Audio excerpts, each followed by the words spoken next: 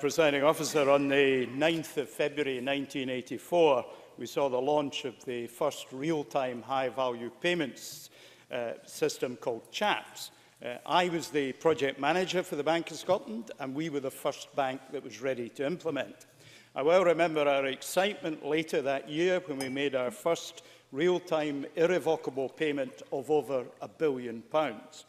By 2011, the system had processed £1 quadrillion of transactions. That's 1,000 million pounds, one followed by 15 zeros.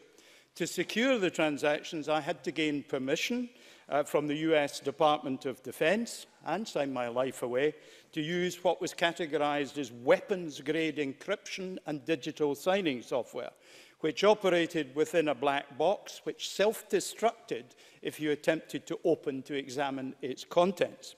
So the technology was and is as secure as you could possibly imagine.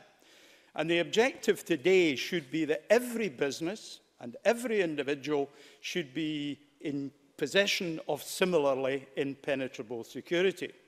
We do, but we don't all choose to implement it.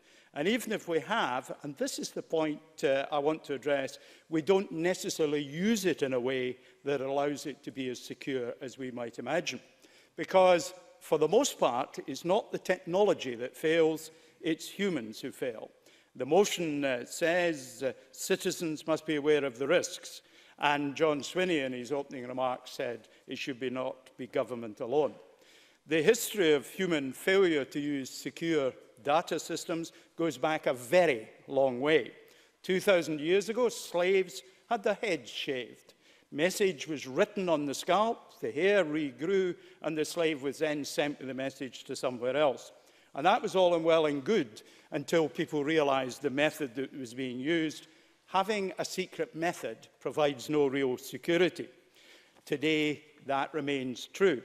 Indeed, effective data security systems rely on their having been published and scrutinized to confirm that the method is a sound one. What we do need to do is keep the keys secret and to change them frequently. Mary Queen of Scots in the 16th century used a two-cover system to protect her confidential messages. The first was a secure box with two locks, a key for each lock. She held one key, the other key was held by the recipient. Nobody else got access to either key. The message was put in the box, she locked her lock. The box went to the recipient, he used his key and locked his lock. He came back to Mary Queen of Scots, she unlocked her lock. It went back to the recipient, he unlocked his box. It was a secure system for transmitting a message from A to B in the 16th century. Nobody shared the key or had access to it. The second thing she had, the message in the box, was encrypted using a letter substitution system. But here's where she fell down. She thought the system was totally secure because it was transmitted securely, and when the message came out of the box, she forgot that it was now available to anyone passing to pick up the bit of paper. Queen Elizabeth picked up one of her messages, was able to unscramble the message, and it formed part of the evidence at Mary Queen of Scots' trial that caused her to be executed. Data security is quite important. Napoleon had Le Grand Chiffre, the Great Code. Common letters on the alphabet were not always coded the same, so that you couldn't break it down by analysing frequency.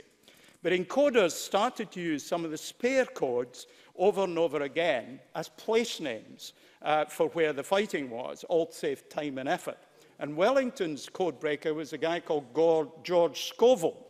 And he managed, because of that weak way a good system was used, to break in. And so when you got to the Battle of Waterloo, Wellington knew what Napoleon's plans were. And that led to the end of an empire.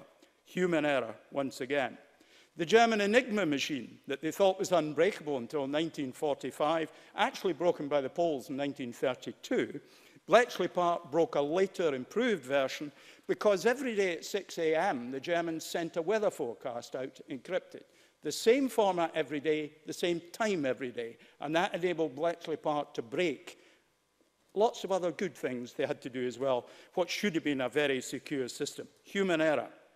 Most of us know how to drive a car. But rather few of us know how the mechanical bits actually work and how to fix them when they fail.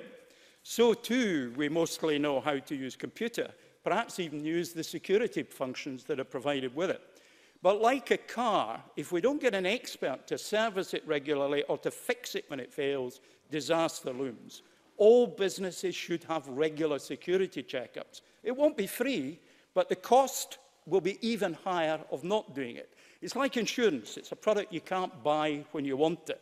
And when your reputation's trashed and your customers are flown, paying a little bit once a year would seem very cheap indeed.